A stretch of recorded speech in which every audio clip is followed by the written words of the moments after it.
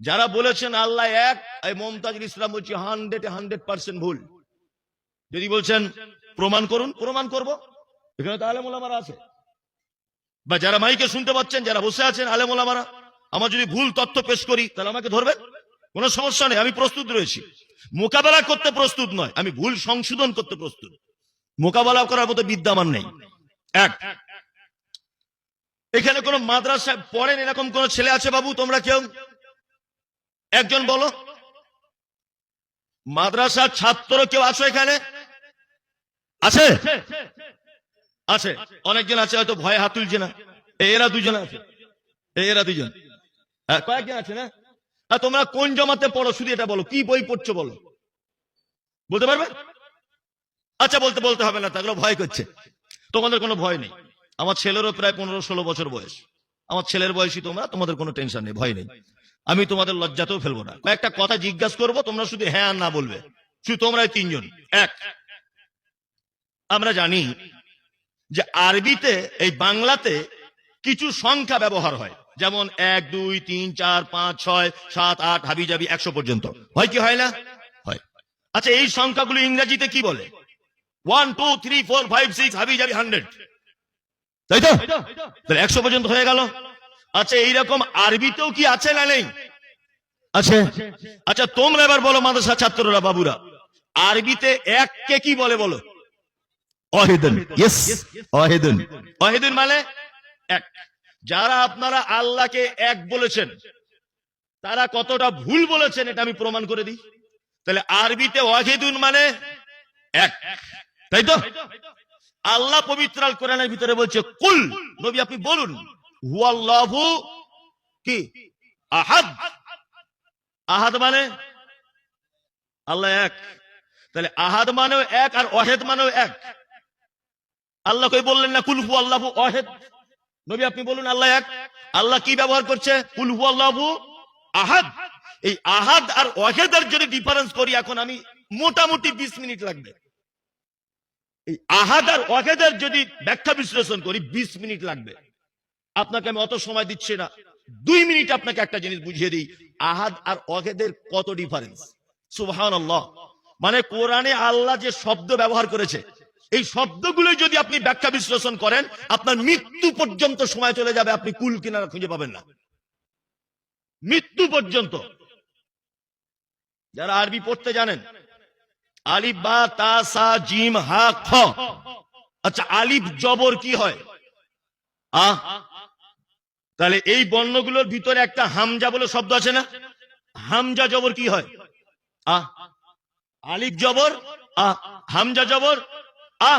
তা দুটোই যখন আ, তাহলে একটা আলিফ দিয়ে আল্লাহ কাজ মেটাতে পারতেন, আবার হামজা এলো কোথা থেকে? হামজাকে ব্যবহার হলো কেন? ও কি জন্য এসেছে? এই যে ব্যাখ্যা বিশ্লেষণ গুলো, আলিফ জবর আ, হামজা জবর আ, হ্যাঁ, দুটো আ আনার দরকার কি ছিল? একটা দিয়েই তো কাজ মিটে যেত। এর যে ব্যাখ্যা বিশ্লেষণ, আসলে সারা পৃথিবী যদি এখন চেষ্টা করে, গবেষণা যদি করে, যে কোরআনের ভুল প্রমাণ করব, কিয়ামত পর্যন্ত সম্ভব না। কিয়ামত পর্যন্ত সম্ভব না। আসলে আলিফ জবর আ আর হামজা জবর আ দিয়ে ডিফারেন্স করা হয়েছে একটা জিনিস। পবিত্র আল কোরআন এক জায়গাতে অবতীর্ণ হয়নি, হয়েছে? হয়নি। আচ্ছা, আপনাদের বাড়ির সামনের যে জায়গাটা বাচ্চারা খেলাধুলো করে, এই জায়গাটার নাম কি? কি বলে? আপনার ঘরের সামনে একটু জায়গা আছে, পাঁচিল দিয়ে ঘেরা, কিন্তু ওই জায়গাটা আপনার ছেলে মেয়ে খেলাধুলো করে, ওই জায়গাটা কি বলে? উঠান। উঠান বলে। উঠান, আমাদেরও উঠান বলে কলকাতাতে, কিন্তু বীরভূমের মানুষেরা বলে কি? হ্যাঁ, আঙিনা।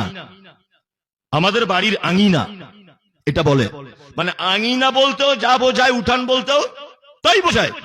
বাড়িতে মায়েরা রান্না করে, ওটার নাম হাঁড়ি। আপনাদের হাঁড়ি বলে না? হাঁড়ি বলে। বীরভূম বর্ধমানের লোক বলে পতিলা।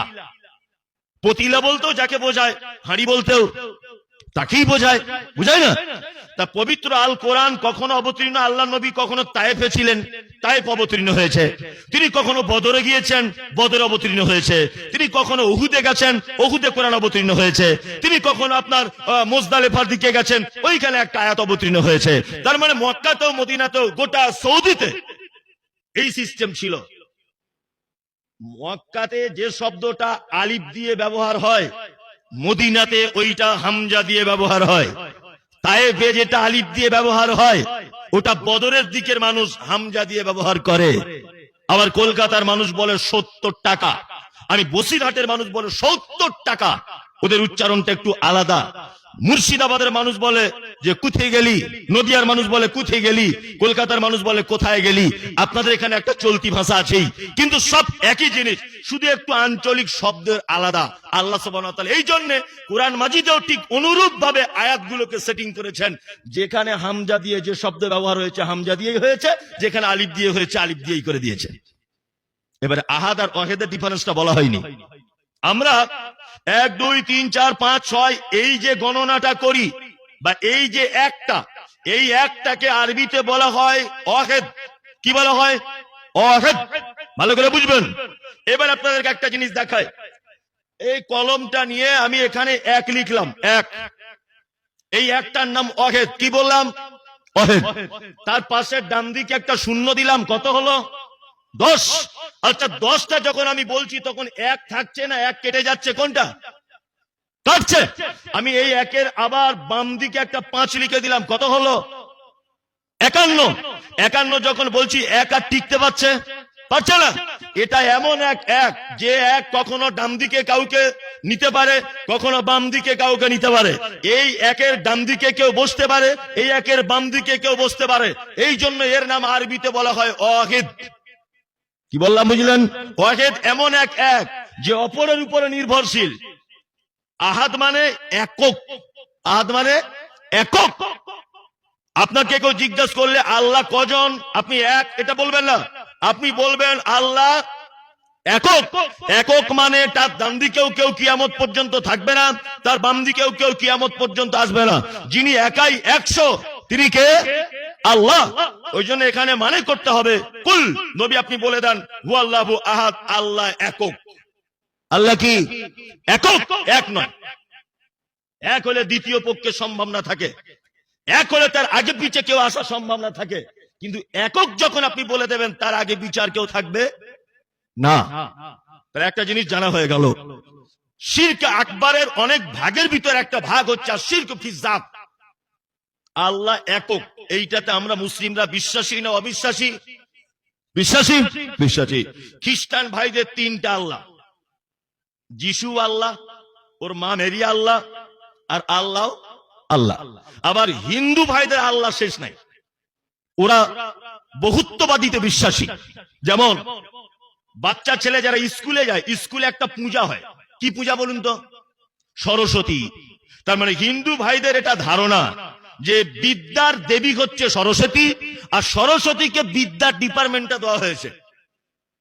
যারা সাইকেলের সারার দোকান আছে, মোটর সাইকেল সারার দোকান আছে, লোহা লাক্করের দোকান আছে, এরা কোন পুজো করে? বিশ্বকর্মা। তার মানে ওদের একটা ধারণা যে এই ডিপার্টমেন্টটা বিশ্বকর্মাকে দেওয়া হয়েছে। কি বলছি বুঝতে পারছেন? হ্যাঁ, তার মানে ওদের আল্লাহ শেষ নাই। কি বললাম বুঝতে পারছেন? তাহলে ওরা বহুত্ববাদীতে বিশ্বাসী। পৃথিবীর একটা মাত্র জাতি বা একটা মাত্র ধর্মের মানুষ তারা একত্ববাদের উপরে বিশ্বাস করে, তারা কে? মুসলিম। এবং আমরা কোন একত্ববাদের উপরে বিশ্বাস করি? আল্লাহ সুবহানাহু ওয়া তাআলার। আর একটা গোপন তথ্য জেনে যান। গোপন তথ্য কি? গোপন তথ্য হচ্ছে এই, অনেক মুসলিমদের ধ্যান ধারণা আছে যে আল্লাহ তো ক্ষমতা আছেই, তবে তার কাছে পৌঁছানো যাওয়া যায় না। অনেক ওলি, আল্লাহর ওলি, পীর সাহেব, অমুক সাহেব, এদের মাধ্যমে আল্লাহর কাছে পৌঁছাতে হয়। অনেক মুসলমানদের এই বিশ্বাস আছে না নেই? আছে।